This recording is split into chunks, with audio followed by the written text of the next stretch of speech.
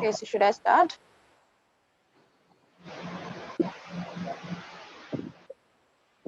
Yeah, welcome guys. We're starting the presentation and we'll try and play the movie towards the end. Thanks very much, Commander Vartika Joshi and Aishwarya for being with us. And was also online. And I think we won't waste any more time. But Vartika, you can start the presentation. The presentation's there. You just say next slide. Right. Thank you, sir, and thank you for having us here. Good morning, everybody. I will be talking about our voyage around the globe. This voyage was undertaken by the six of us under the project Navika Sagar Parikrama by the Indian Navy.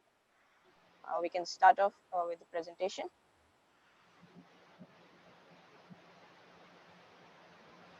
So we all know by now that Admiral Avati, it was his vision, and he conceived the idea of circumnavigation by Indians, starting with Captain Dilip Donde's circumnavigation in 2009, followed by Commander Abhilash Tommy's non-stop solar navigation. And thereafter, he pitched in the idea of having an all-female crew to attempt a similar feat. Next slide, please.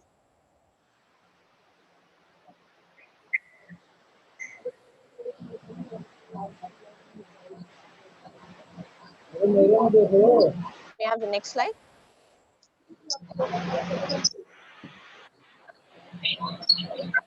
Yes, so this is just to give you an idea of the boat that we sailed in. And like any other circumnavigation or a voyage of that sort, we needed a boat, a very good boat that could take us through the treacherous waters all across the world. And this was the boat that was selected for this purpose. Her name is Tarini. She is a Dutch Vanderstott design, and the name was coined by one of our crew members, Pratibha. These are some of her design particulars. You can see that this boat is a 56 feet boat, and she's got a mast as high as 25 meters, and she is a wooden core fiberglass construction. Next slide.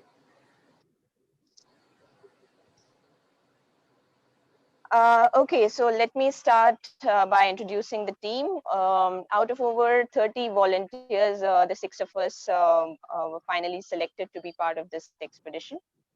I'll start off with myself, and then the rest of the crew members can take on. Next slide, please. That's me. And next slide.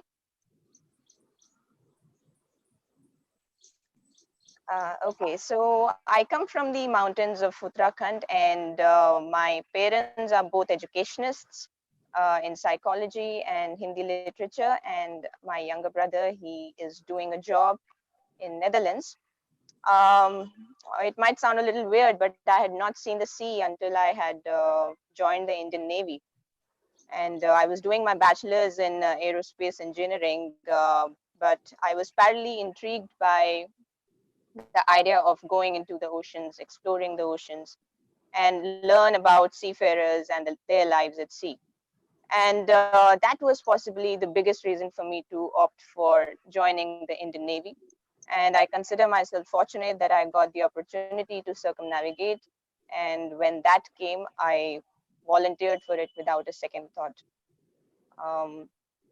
Pratibha can now take on with her journey.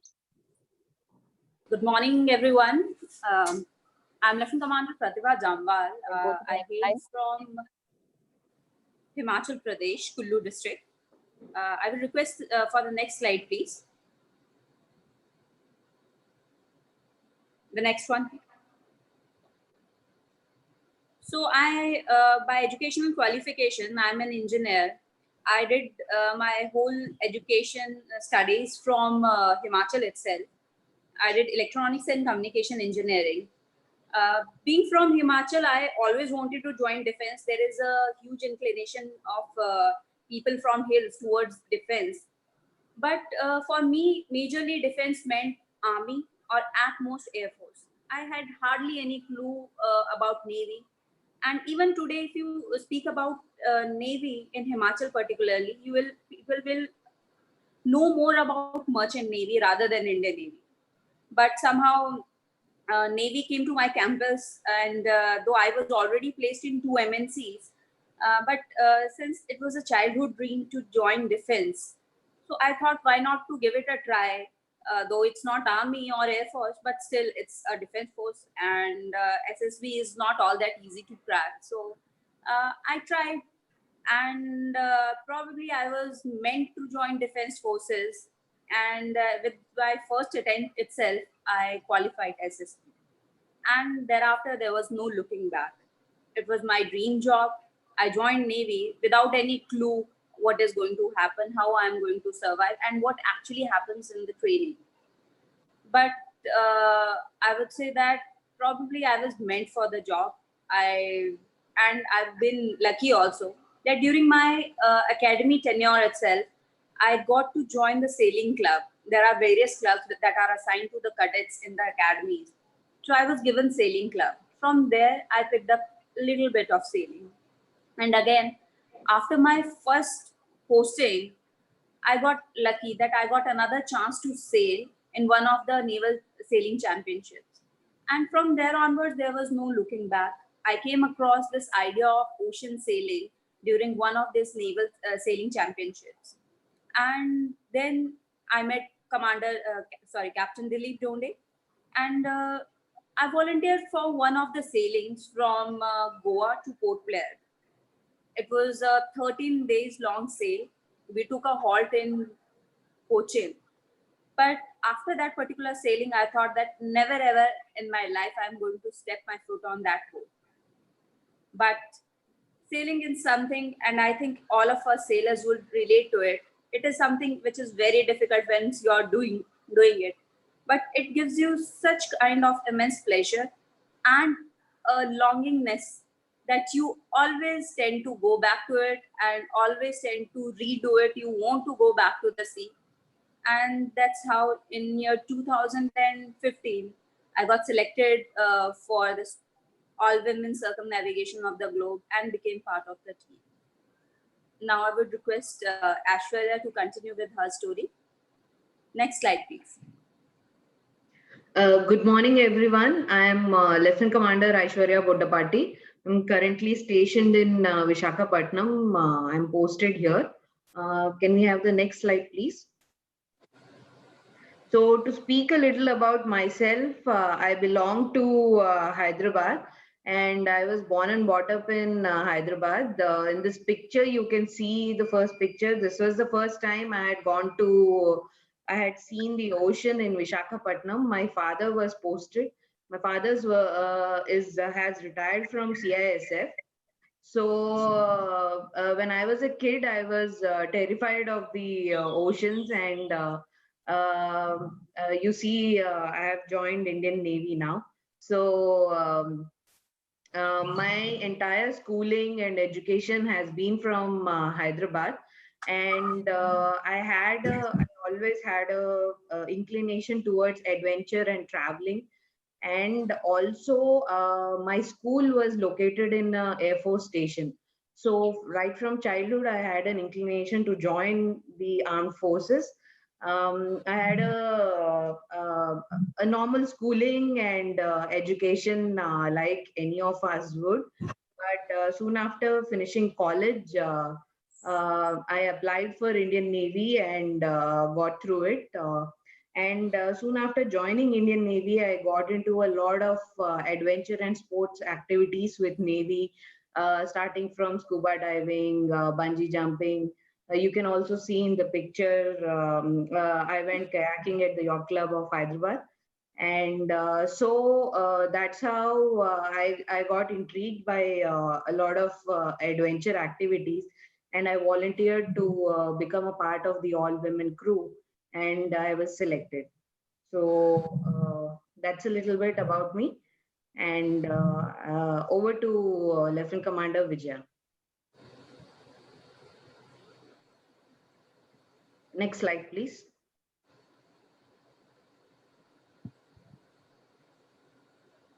Hello. Yes, Vijay, go on. Hi. Vijay, we can hear you.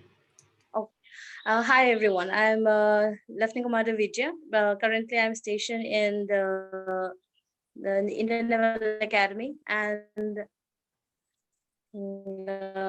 like I did my schooling and my college graduation from Manipur itself, and thereafter I did my post graduation in from Delhi. There itself, that's a place where I got to know about the Navy. Initially, I had no clue about what Navy was all about, and after coming to Delhi and after my post graduation, I am a postgraduate in literature. So I always used to think that Navy is just for a science graduate, not for any graduate who are doing graduation in general line. And then I thought, okay, why should not I try and why should not I go for it? And that's how I thought of joining Navy, and I went for the SSP interview and I cleared my interview, and that's how I landed up. Because first thing was that I have no clue about that I can join the Navy, being a postgraduate in literature. That was the stigma which I used to think that okay, only the science graduate can join. And like I used to be a water phobic, like I didn't know how to swim, but still then okay, since my childhood, like I love being doing something different out of the general norm. And maybe because of that I thought, okay, why should not I join something new to learn for me? And I picked up swimming in the Navy, being in the Navy. And there only I was introduced with sailing, like sailing, how to have fun being on water without getting scared of being drowned in the water, which used to be my initial fright. Like if I go into water, then I may get drowned someday. But yes, everything turned out in a different way now. Like I had a patience. I started developing patience sailing. And after my training, and when I was posted again in the academy, Indian Naval Academy, I took up sailing as a hobby, and I started participating in various Navy sailing championship and all. And once I got to know about the circumnavigation, which is happening, which the Navy has been planning about, then I thought, why should not I volunteer for it? Then, like whichever opportunity which came in my way, like I have never given it away. I always took interest on it, and I always wanted to go for it and then do something new and something different, which I think it was a part of my life adventure into the Navy. All to you.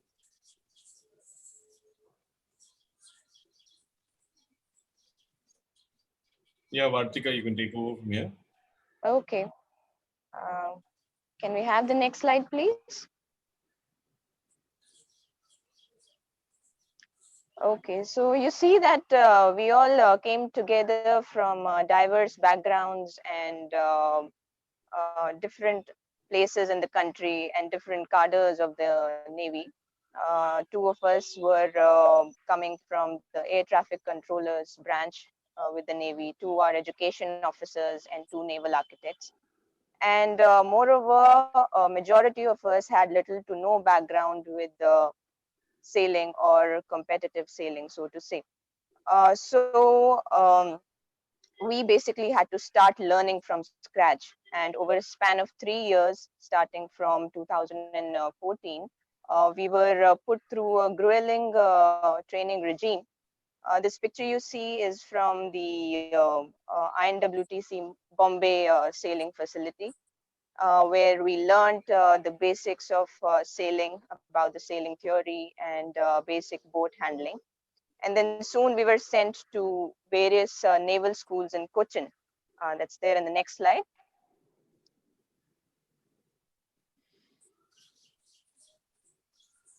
Can we have the next slide? Right. So you see, we can go back. We had to learn some basics of life-saving drills and a lot of theory on seamanship, navigation, communication at sea, and weather prediction. And thereafter we were sent back to our home port in Goa, where Tarini was being built. The next slide, please.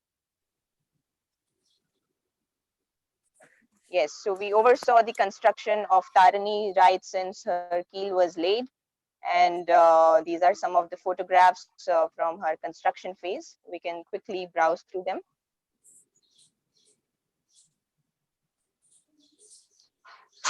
Like I said, she was a wooden core fiberglass construction. And some pictures from her construction stages.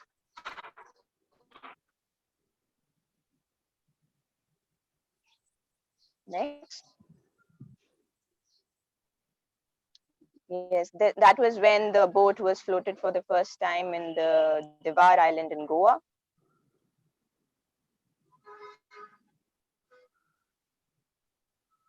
Next slide.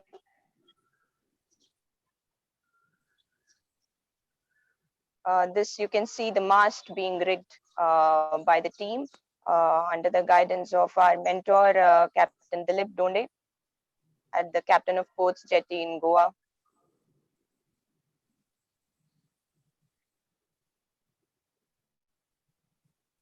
Next slide.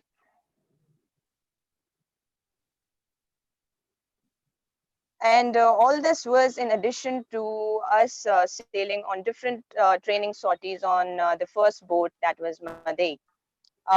We had to sail the boat for shorter passages in and around the Indian peninsula. And then we slowly graduated to going further away from the ocean. We did some longer passages to Mauritius in the next slide, and thereafter to Cape Town and back 5,000 miles away from Goa. So over a period of over 3 years, we had covered almost about 20,000 nautical miles before we actually embarked on the circumnavigation.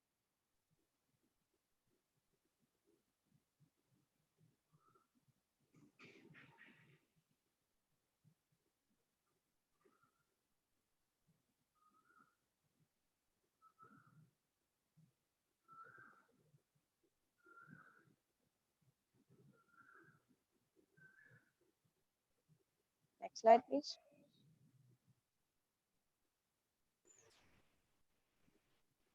And as the project gained momentum, a lot of objectives got associated with it, which were in consonance with the Indian government's policies.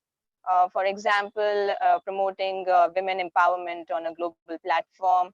And since the boat was an Indian built boat, we also promoted the Make in India initiative of the government. We also monitored the marine pollution in various oceans of the world. And we also collated and updated the Indian Meteorological Department with a lot of meteorological and ocean data. In addition to, of course, promoting the notion of ocean sailing in the country and interaction with the locals and the Indian diaspora in all the ports that we visited. Next slide. Yes, so this is the picture from the flag off from the home port in Goa on the 10th of September 2017. The then Honorable Raksha Mantri ji was there to see us off along with the Chief Minister of the state. Next.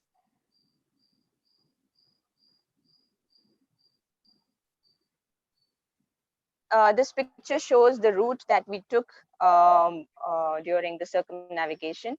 Like any circumnavigation, we had to meet certain criteria, that is starting and stopping over at the same port and rounding all the three great capes, which are Cape Leuven in Australia, and then Cape Horn, South America, and Cape of Good Hope in South Africa. And that the total distance covered should have been equal to or greater than the circumference of the Earth, which is 21,600 nautical miles. We stopped in 5 ports in Fremantle, in New Zealand, Littleton, then Falkland Islands, Cape Town, and then Mauritius, which became an emergency halt for us that I will come to later. So this entire voyage took us 197 days at sea and 254 days away from home port. And the total distance that we covered was close to 23,000 nautical miles. We can go to the next slide. Yeah, so the sea is unpredictable. Sometimes the seas, you can see they are very rough and you go through these choppy waters. The skies are dark. You have storms hovering above you. This is a typical squall line that we encountered while we were crossing the equator through the belt of doldrums. There were a lot of other challenging days ahead as we began the voyage. We can go to the next slide.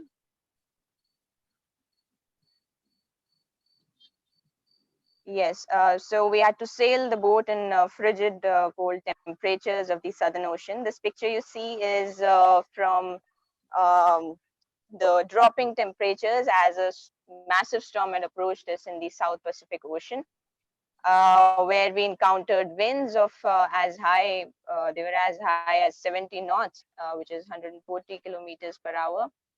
And the seas were as high as 9 to 10 meters.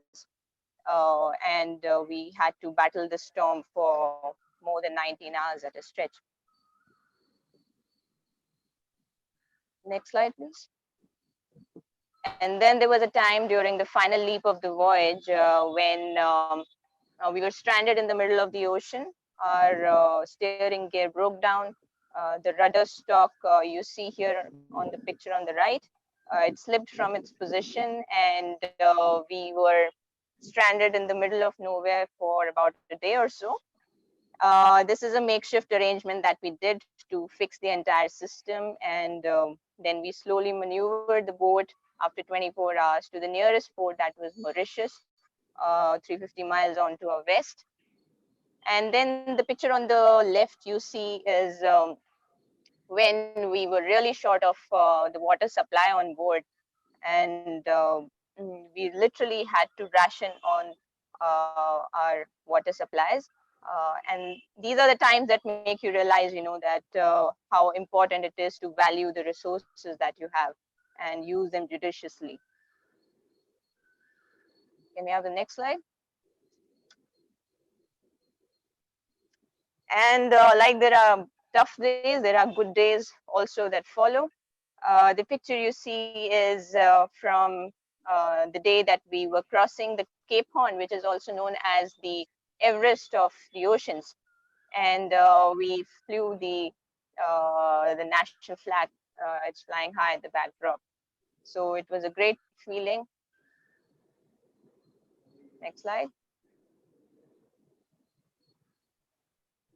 And then there were other days that we celebrated the birthdays of our crew members, and a lot of festivals on board. We made diyas out of atta on board in our little boat, and we also celebrated Christmas, where Vijay had become the Santa Claus on that day.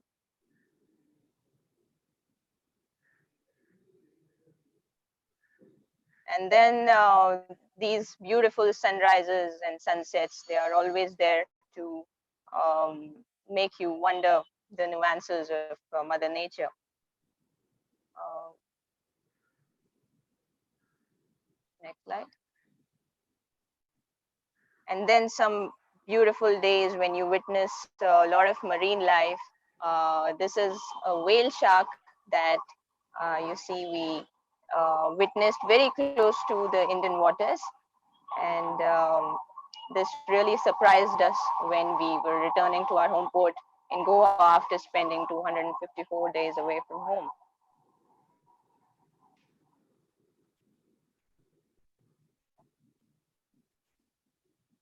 We saw a lot of pilot whales all across the way, a lot of dolphins, killer whales, sharks.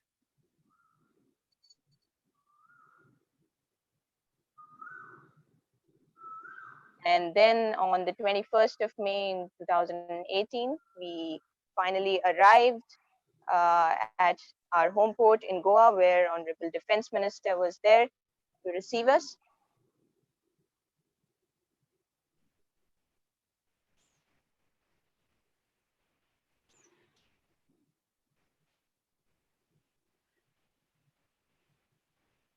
And these are some of the interesting facts that you'd like to see after the successful completion of this voyage. We became the first Indian and the first Asian all-female crew to circumnavigate the globe. And this is the first of its kind expedition that has been undertaken by any military organization in the world. Thank you. And maybe we can take up some questions from you now. Yeah, Vartika, I mean, what a fantastic voyage. The first question is, did you ever feel, any of you, that you wanted to give up mid-voyage? Did you want to come back? Did you feel so homesick? We certainly were homesick. There were a lot of days when we felt homesick and really wanting to go back. However, we knew that it was a naval mission and a very important mission for us, even personally. There was never an occasion where we felt that we should be giving up at any single point. We were always focused on the goal that this is something that needs to be done, and it had to be done. So we never really gave up at any given time. Fantastic. Can you describe your, on the worst days when you had those 19 hours of staying up? I think all 6 of you would have stayed up. Can you just describe what it was like in slightly more detail? Yes, so we were monitoring this particular storm. Like in the Southern Ocean, you tend, it's always blowing very high, and you tend to witness at least 3 storms in a week. But this one was particularly very intense, and we were monitoring it from a week in advance. And so we had to prepare the boat and the rigging and check each and everything on board that nothing breaks off before the storm, when the storm came. So a lot of checks were done, and the crew were detailed on what needs to be done when the storm approaches and how the winds are going to shift, how the seas are going to behave. Um, so when the storm actually came, we probably had not seen such wrath of the ocean in a manner that was there then. Um, we had been to other oceans of the world as well. However, this particular storm was massive and it was very intense. The seas, like I mentioned, rose in no time. The winds picked up in no time, from 30 knots picked up to 40, then 50 and 60. And then in no time, they started gusting to 70 knots. And one particular incident that I remember was a huge wave that came from our broadside and splashed over the boat, and literally threw me off board. Had I not been wearing my tether that particular day, I would probably be off board. So it was very fearful. And over a matter of 19 hours later, we had to steer the boat because the steering had gone so um, um, tough that all at least 2 to 3 people were required at a stretch to turn the boat and maneuver the boat. So 19 hours straight, we were literally drenched to our bones. We had not slept at all. We had not eaten anything, and we were there in really cold temperatures, steering the boat. In the night, it was particularly very dark, and you could not have seen any wave coming in. So we literally had to steer the boat, hearing the sound of the waves, that were coming from behind of us. So that's how we sailed the boat, and we came out successful after 19 hours when we saw the sunrise. So, Aishwarya, while this all was happening for 19 hours, what was going through your mind and how were you feeling? all through those 19 hours, the only thing that we were thinking was what will happen the very next moment and how do we tackle it. Like it was not a very like we were not thinking long term as what's going to happen later. Our only goal in those 19 hours that the storm came was to tackle the situation that was in our hand, predicting each wave, where it is coming from, and how to maneuver the boat so that we can take the hit that's coming from the waves in like cushion it in the best way possible. And the temperature, as Vartika ma'am brought out, was really cold, and on the top of that it was raining, and like the waves were splashing all over us, and our hands and legs had gotten numb because of the cold temperature. But despite that, we had to take turns helping out each other. There were three people, like she said, during the storm, there were three people. It required three people to steer, like the power was required to steer the vessel and turn it in the right direction. And so the other three who were inside, like we were giving rest phase to each other while we were taking out watches in every 2 hours. But then people who were inside were helping each other, warming up clothes and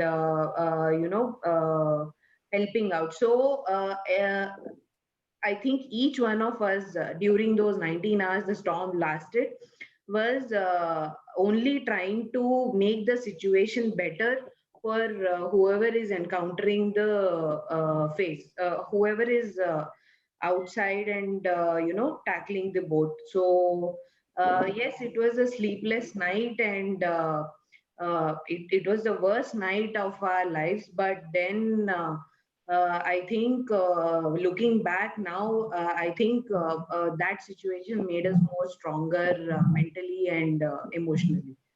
Right. Pratibha, can you hear me? Did you feel at any point of time like what on earth have I gotten into and why am I here? And maybe I would have been happier at home during that 19 hours. Your audio is off, Pratibha. Your audio is on mute. Hello. Pratibha, yeah. Am I- Did you hear me? Yeah, yeah. Then you can start again. So when we started sailing, when we started our circumnavigation, so we already had by that time sailed more than 30,000 nautical miles. So at any point of time, and now it was more than circumference of the earth, we have been sailing quite a lot. And we had faced a fair amount of difficult seas as well before circumnavigation. But while we started circumnavigating navigation, so we saw the Pacifics for the first time, and but the moment we started, we were so determined and so focused that it is not something that we are doing just one day we decided and we just started off. We started it off after 2.5 years of training. So And during training, we didn't. sorry to interrupt, but during training, did anything during training prepare you for this 19-hour, 70-knot storm? No, during training, we hardly had faced winds beyond 40 knots because we have mainly sailed in Indian Ocean region and a little bit in Southern Oceans. So we didn't had much idea of rough weathers, but yes, our mentor, Captain Dilip Tunde, was experienced enough. He had already briefed us that you are definitely going to face this kind of weather especially in Drake Passage, close to Cape Horn. So we were well prepared. We were well aware that we are going to face. There are going to be days where we have to face these kinds of weather. And as far as we thinking of that, of giving up and feeling that we were better off at home. So you are always better off at home. That's what I believe. But then how do you explore? How do you chase your dreams? So, and moreover, the entire circumnavigation, we were taking one leg at a time. We were not considering it that we are going around the world. We were just considering, yes, next first halt is Australia. So we were thinking about till Australia only. So we took it as in bits and pieces. And that's what that helped us to chase those small modules of goals that we had set for ourselves. And I don't think so that anybody at any point had thought of, even dreamt of, even felt of giving up ever. But yes, there were difficult days, but those are now only sweet memories. Fantastic. So before we go on to the video, I think, Vartika, can you just tell us that one lesson you'd like to give everybody as a consequence of that stormy 19 hours of crazy sailing? I think for me, it's very important when you are, face on with Mother Nature. It's very important to keep your cool and stay calm in the event of such circumstances. Some are unexpected. The sea, like I said, it's a very unpredictable medium. You need to keep calm, and you need to be patient. There are a lot of other times when there were hardly any winds, and we were stranded at a single point for days altogether. So those days made us learn how important it is to be patient in life.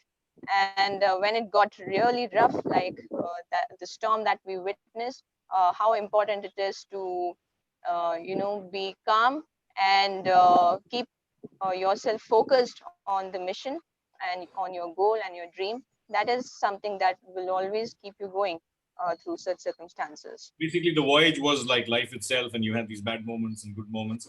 I think, Harish, we can try and play the video, please. I was very scared of water. I hadn't seen the sea at all. So I just took one boat on my own, and I thought that let me just see how it is. But soon after that, the boat capsized. The day actually I started sailing, I promised to myself that I will never count my miles. A sailor is an artist whose medium is the wind. I personally used to feel, what is it? It is craziness, yeah. But ocean sailing is peace. You feel very, very small when you watch the vast expanse of the sea. It's a big day for Indian Navy. An expedition. 6 gutsy women To circumnavigate the globe. INS Tarini. The all-woman crew. and 1.3 billion people behind them. There's no network connectivity. WhatsApp, the one image that you send.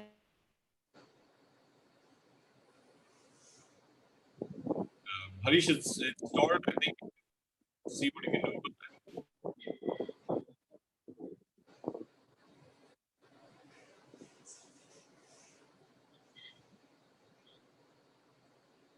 Okay, till the video starts, we can continue with the questions. Would you guys like to do it all over again? I mean, either solo, or there's one question about when are you guys going to go solo, or do you would like to do this whole thing all over again and in maybe a different route?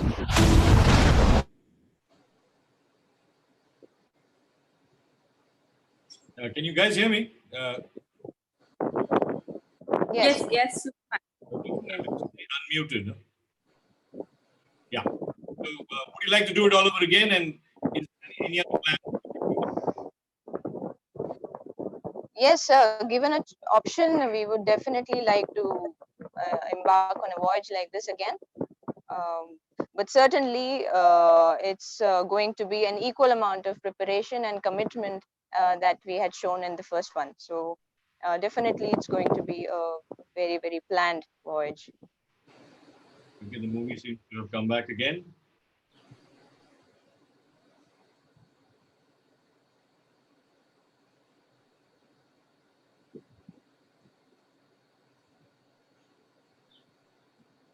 Harish, the audio, please.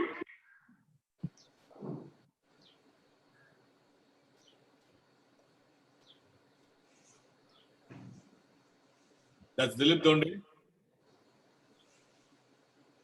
who was on our live stream just some time ago. Here's the prep. That's a snippet from the documentary from the National Geographic that was launched last year. So the audience can probably download it from Hotstar. Uh, I will send out this link to everybody as soon as we're done, and everybody can watch that.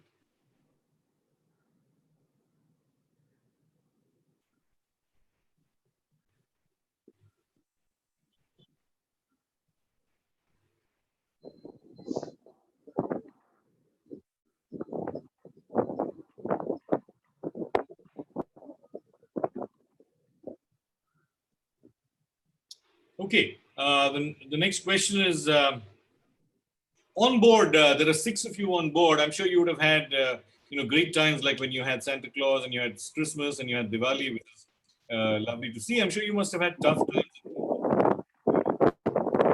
If you didn't, okay, but can you describe?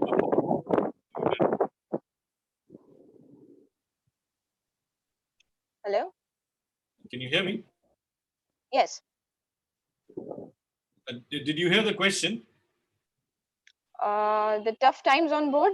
Yes. In terms of relationships between the 6 of you and how you manage them as the leader. Yes, you see that we lived in very close quarters, and all of us were staying in not more than 7 by 5 meter square of space. So it was natural that over long distances of sailing, um, we had a lot of mood swings and a lot of arguments were bound to happen. But then it was a very healthy thing that happened, and had it not happened, we probably wouldn't know where to improve on. So such sort of situations possibly were welcome for me, and I made it a point that everybody was heard of, and they were free to express whatever they wanted to, their opinions about certain things. It was important, very important for me to hear them out and listen to their opinions about things, and then sort of filter the data that I had got over a period of time. I learned this thing of filtering the data available to me so as to make the best use of the data in a given situation. Um, so these sort of circumstances were pretty much natural, and I think they are very common at sea. However, it's important to give everybody their own individual space and their own freedom to express what they want to in such grueling voyages. Can you quickly describe the kind of parental support you needed and you got as a concept for this voyage? Yeah, so it's very important in the beginning of the voyage to get the approval from our parents and our loved ones, because without which we probably would not have been able to embark on this voyage. Um, like I mentioned before, that the crew members, most of us come from the mountainous regions of the country, and it's natural that even our parents had not even seen the oceans before we did. So we had to make them. It was really important for us, and it was part of our the entire process to make our loved one understand how the oceans are and how the life is going to be for us. I had got my parents during the first open ocean voyage to Mauritius. I had got my parents over to Mauritius. They flew down to Mauritius and saw us coming in the port of in Port Louis, and that sort of probably gave them a confidence that we were capable of taking a boat like that around the globe. So slowly and steadily, it was the same case with the rest of the crew members as well. They had got their parents on board, and they knew, like we sailed, we made them also sail with us, and that's how they understood that they got the confidence in us, and they showed the faith in us that we could do it. And had that faith from them was not there, we probably could not have made it in. So what are the basic requirements for girls? A lot of young girls watching your program, and what are the basic requirements for a girl to join the Navy and then embark on something like this? Can Aishwarya take this question? Aishwarya, please. Yeah, so there are to join Navy, there are certain qualifications and criteria required as a basic. That is a minimum graduate or postgraduate level. The women can join only certain branches of Indian Navy. There is air traffic controllers, there are naval architects, there are education officers, they're logistics officers. So there are certain branches of Navy. For girls who are looking out to join Navy, I would suggest if they go through the site joinindiannavy.nic.in and they go to the and women can join only as officers. So they can just go to the site and put in the qualification or check out the different branches of Navy and what is the basic criteria for joining.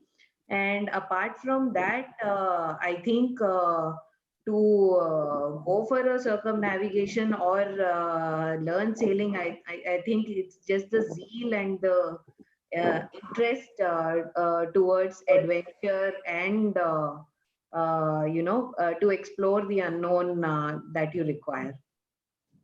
What was the fitness routine that you had before the expedition?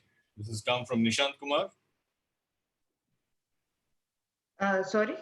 What is the fitness routine you had before the expedition and maybe all? I think it started off, we started training for circumnavigation right from 2016. So every day we would go to the boat and we would sail out. Like some of us, for me, after I joined the crew, it was the first time that I was sailing on Tarini and everything was new to me. So training on board itself was a physically very consuming task where we would go out for a sortie. Like I said, our mainsail weighs 200 kgs. To haul it up and get it down itself is a physically consuming task. So working on the boat every day itself was physically making us stronger.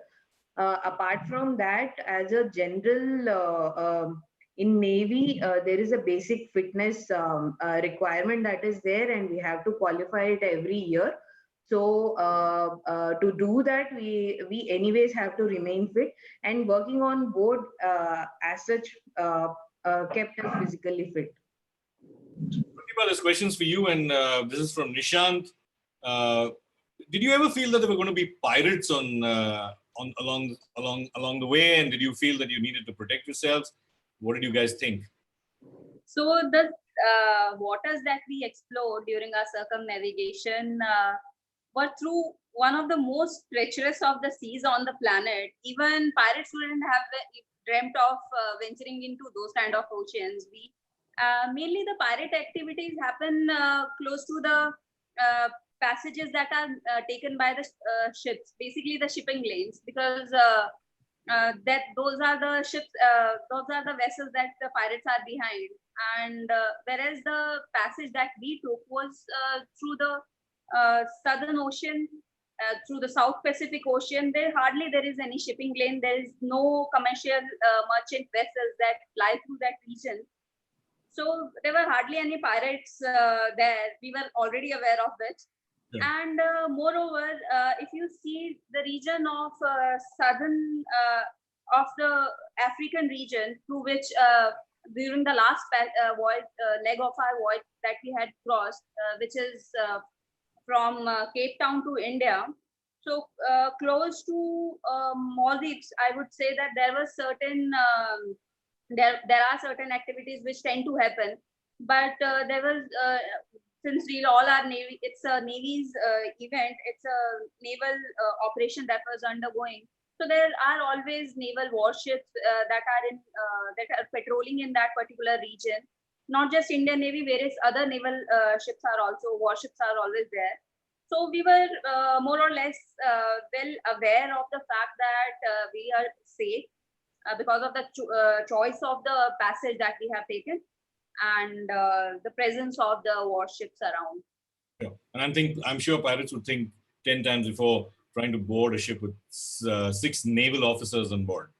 A question has come from the audience, and where, Vartika, are you guys planning to write a book on this? No, you need to unmute yourself. Sorry.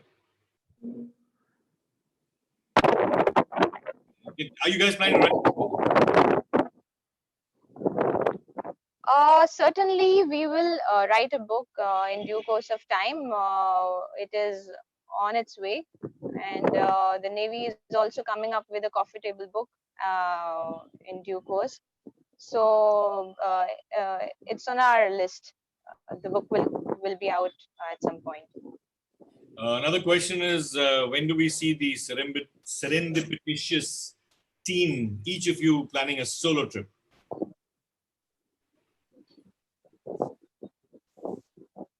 I think all of us, it was a solo trip for everybody, I think.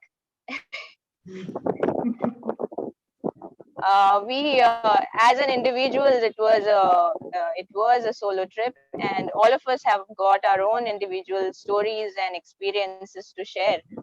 And that's what makes it really unique, that everybody has got so many unique and different experiences of their own.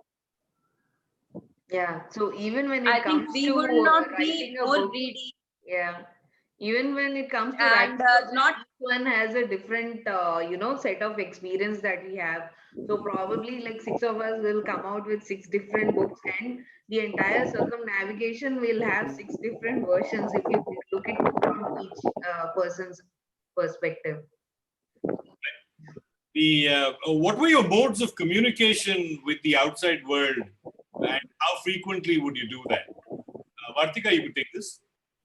Yes, so we had a fleet broadband system on board.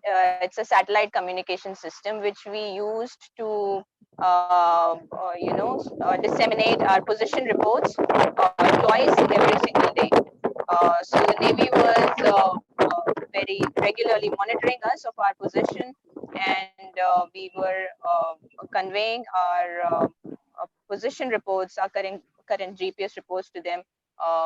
Twice in 24 hours. Apart from that, we were also in touch with our family members and our friends over emails, and on our phone we had connected the system to even send messages to them once in a while. However, the data was limited and it's a very expensive system, so it had to be used judiciously. Why is the Cape Horn called the Everest of the oceans? You see these mountainous waves, they are coming in. A lot of ships in the history of sailing, they have got wrecked over there. And that's because of the confluence of the Pacific and the Atlantic Oceans, where two oceans and two oceans, they are colliding there, and creating waves which are extremely high, and very, very ferocious waves that are there, and that is the reason it's called the Everest of the oceans. Okay, this is next question is And for. see that it's the southernmost point on the planet. It's close to 58 degrees south latitude. It's very, very south and very close to Antarctica. And there you have got winds. Apart from that, you see the winds that blow there, they don't have any land mass to stop. So they are the winds and the waves, they're always piling up on top of each other, and there's nothing to stop them. And that's the reason why you've got such um, uh, horrible sea conditions over there. So the next question can be answered by each one of you. Aishwarya first, as to what's the single message you'd like to give to a young to go on a voyage like this or join the Navy? So, for people who want to join Navy, I think uh, if you're working for a country, that itself is gives a sense of pride to an individual. So, like, an Indian Navy is the best place to be, especially for young sailors, because there is no limit to your imagination and exploration, and you can embark on like the voyage of your choice if you join Indian Navy, and believe in yourself and in your own capabilities. That's what my message would be.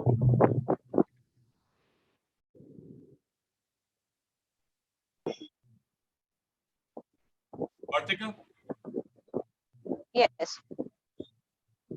what is your message to a young girl who'd like to join the Navy and maybe embark on a voyage like this, or independently so? Okay, so my message would be to stay confident and have faith in your own abilities. There are a lot of times when we ourselves pull ourselves down, and we think that something like this is not meant for us, or we're not meant for it. So I think it's very important to have faith in your own capabilities, and always keep chasing your dreams. And Pratibha, So my message is not just for the girls, but for everyone out there, that have faith in your abilities, and don't be afraid of failures, because if you are afraid of failing, that means you are not trying enough. Once you try, you are bound to fail, and you learn from your failures. Vartika, one last question. And what is the future of ocean sailing in India? I think the future is very, very bright, sir. And in a matter of, you see, from 2009 onwards, when Captain Dilip Donde undertook the first ever Indian solo circumnavigation. Since then, we have made it to a number of 10. We have got, India has got 10 circumnavigators in just a matter of from 2009 to 20. So the future is very bright, and I think the oceans are a limit. So I think it's only going better from here. In the recent future, probably we'll see more and more people embarking on such sort of expeditions, and maybe we have more and better facilities in India to kickstart offshore sailing passages as well. Thanks very much, Vartika, Aishwarya, Pratibha, and Vijaya. Very inspiring presentation, and hopefully we'll see some more of them coming up. Looking forward to many, many long voyages with all of you, and inspiring so many of guys. And we'll be live on YouTube. Soon we'll be live on Facebook too. So